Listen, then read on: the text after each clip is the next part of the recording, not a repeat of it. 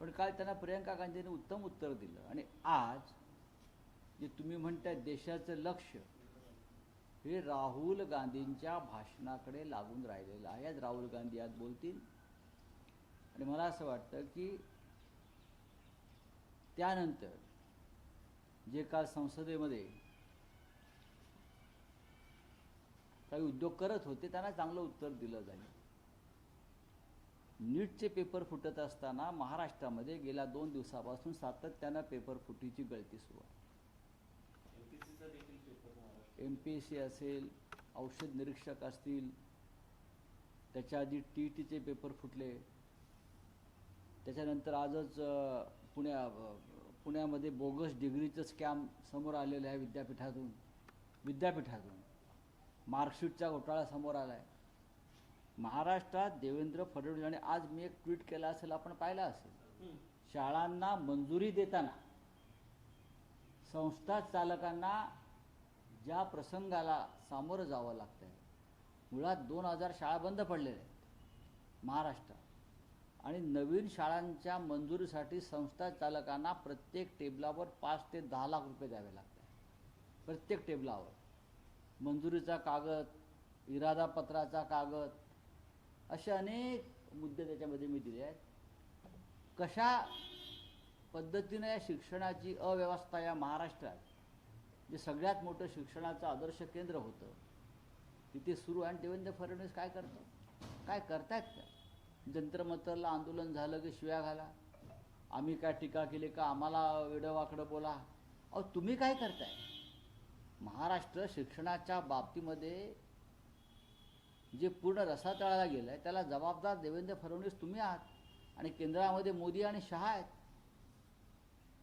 तुम्ही मुद्द्याचं बोला, मेरिटवर बोला, आणि मग आमच्यावर टीका करा विरोधकाला. आमचं कामच आहे तुम्हाला आरसा दाखवणं. हे संपूर्ण महाराष्ट्रामध्ये शिक्षणाचा एक अराजकता माजली आहे. शिक्षण क्षेत्रामध्ये ही अत्यंत गंभीर गोष्ट आहे. सर, तुम्ही जे ट्विट केले त्या ट्विटमध्ये तुम्ही असं म्हटलं की मी व्हिडिओही याचे समोर देणार. हो, नक्की सगळे पुरावे तुमच्याकडे आहेत आणि तुम्ही कशा पद्धतीने आता येतील ते सुरू आहे, ऑन द वे. पण आज मी तुम्हाला एवढंच सांगितलेलं आहे की कशा पद्धतीनं महाराष्ट्राच्या शिक्षण खात्यामध्ये पेपर फुटीपासून बोगस डिग्रीपर्यंत आणि शाळांच्या मंजुरीपर्यंत फक्त पैशांचाच खेळ सुरू आहे.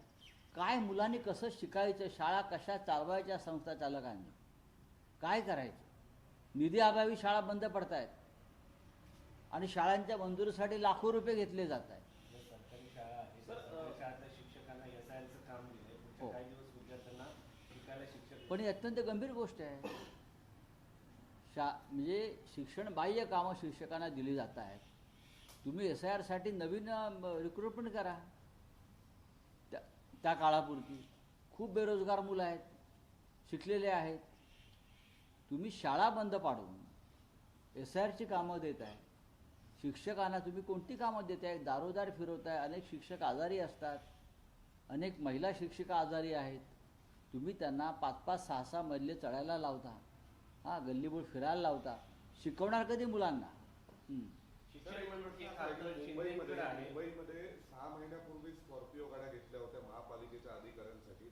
आता त्या बदलून तिथे इनोवा घेण्याचा प्रस्ताव लगेच मांडण्यात आलाय 6 महिन्याचा. मी आज ही बातमी पाहिलेली आहे. हे कसं असतं की जर या देशाचे पंतप्रधान हे आपल्या ताफ्यामध्ये 10-10, 15-15 BMW आणि मर्सिडीज घेऊन फिरत असतील कारण नसताना, तर त्यांचा जी लागण आहे रोगाची ती त्यांच्या खालच्या कार्यकर्त्यांना लागणार.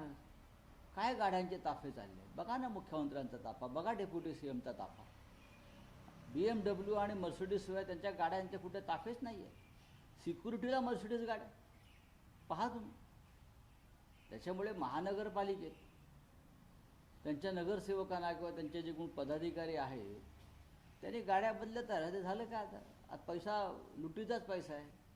पण गाड्या घेण्यासाठी तुम्ही सरकारी तिजोरीला हात घालता, लक्षात घ्या. जनतेच्या तिजोरीला हात घालता. व्यक्तिगत तुमची संपत्ती वेगळी आणि जनतेची संपत्ती वेगळी आहे. शिक्षण मंत्री दादा भुसे यांच्या निदर्शनास या बाबी येत नाही का? तुम्ही जे आरोप करतात किंवा त्यांचा. मी आरोप करत नाहीये. मी आरोप कधीच करत नाही. मी आत्ता या क्षणी माझ्याकडे आलेली माहिती समोर ठेवली आहे. तुम्हाला असं वाटतं त्याच्यामध्ये त्यांचा देखील समावेश आहे?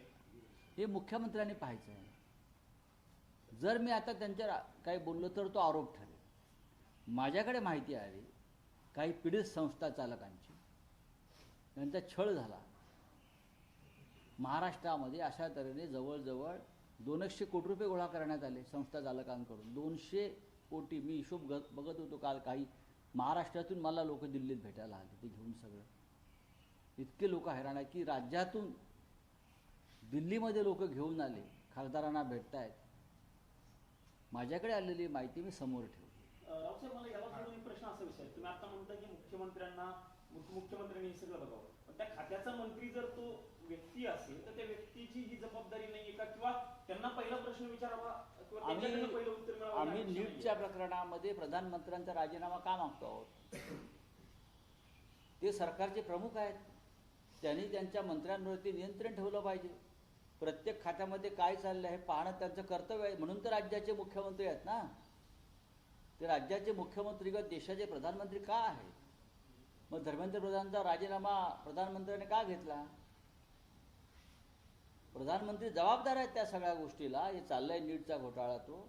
तसंच महाराष्ट्रामध्ये बोगस डिग्री स्कॅम अशा टोकाला गेलेला आहे महाराष्ट्रामध्ये की प्रत्येक 10 व्यक्तीमागे 2 डिग्र्या बोगस आहेत महाराष्ट्रामध्ये. हे असं मला काल मी वाचत होतो कुठेतरी.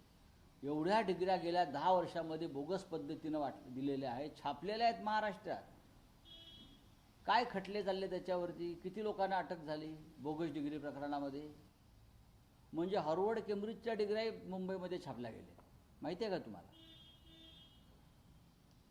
मी देईन तुम्हाला कागद त्याचे. शिक्षण खातं शिंदे यांच्या पक्षाकडे आहे.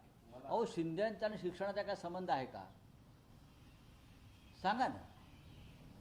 शिंदेचं संपूर्ण मंत्रिमंडळ किंवा मग तुम्ही संजय शिरसाटना शिक्षण मंत्री करायला पाहिजे होतं ना.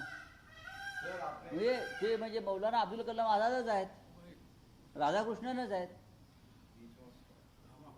कोणीच सापडत नाही म्हणून कोणालाही शिक्षण मंत्री करायचं असं ते खातं आहे का? ते असं खातं आहे का? देशाचं पिढीचं भविष्य ठरवणारं, भाग्य ठरवणारं, शिक्षणाची नाही तर एका पिढीची पायाभरणी करणारं ते खातं असतं. तुम्ही कोणालाही काम द्यायचं फक्त गाडी घोड्याची व्यवस्था म्हणून. काय संबंध आहे? संपूर्ण शिंद्यांचं आमदार जर तुम्ही एक बघा सगळ्यांचं, त्याला CV म्हणता तुम्ही, सामुदायिक CV बघा त्यांचा. मग शिंद्याने स्वतःकडे ठेवावं शिक्षण खातं. तुमच्याकडेच होते पूर्वाश्रमीचे सगळे. तुमच्याकडे असताना तुम्ही त्यांची CV बघितली नाही. दुर्दैव. ठाण्यामध्ये विकास कामांच्यासाठी फार मला त्याच्यामध्ये ठाण्यापर्यंत मला नेऊ नका तुम्ही. अरविंद केजरीवाल, दिल्लीचे माजी मुख्यमंत्री अरविंद केजरीवाल यांनी E20च्या मुद्द्यावरून शनिवारी सगळ्यांनी एकत्र येण्याचं आवाहन केलेलं आहे. सोशल मीडियाच्या माध्यमातून त्यांनी आवाहन केलेलं. ठीक आहे, पाहू ना किती गंभीरपणे लोक घेतात ते पाहू आम्ही. चला ओके. हिंदी में क्या है बेटा, बोलो. कुछ है? महाराष्ट्र आपने एक पोस्ट किया जिसमें कहा कि महाराष्ट्र का शिक्षा क्षेत्र एक रैकेट बन चुका है, जिसमें आपने कहा कि धन की कमी के कारण करीब 2000 सरकारी स्कूलें बंद हो चुकी है महाराष्ट्र में. ये सरकार चाहे महाराष्ट्र की हो चाहे देश की हो, जहाँ जहाँ बीजेपी की सरकारें हैं, जो सबसे महत्वपूर्ण विषय रहता है एजुकेशन, शिक्षा, उस बारे में कितने गंभीर है ये हम देखते हैं. महाराष्ट्र जैसे राज्य जो कभी एजुकेशन में एक आदर्श राज्य रहा, आज 2000 स्कूलें बंद हो गई. कल ही पुणे यूनिवर्सिटी और पुणे के आसपास एक बोगस डिग्री का स्कैम सामने आया. फिर मार्कशीट का स्कैम सामने आया. TET और MPSC का पेपर लीक हो गया. ये महाराष्ट्र की हालत है. और वहाँ के जो शिक्षा मंत्रालय है वहाँ एक भी कागज़, चाहे स्कूल की मंजूरी हो, मान्यता हो या और कोई हो, पैसे के बिना एक भी कागज़ एजुकेशन मिनिस्ट्री में आगे नहीं जा रहा है.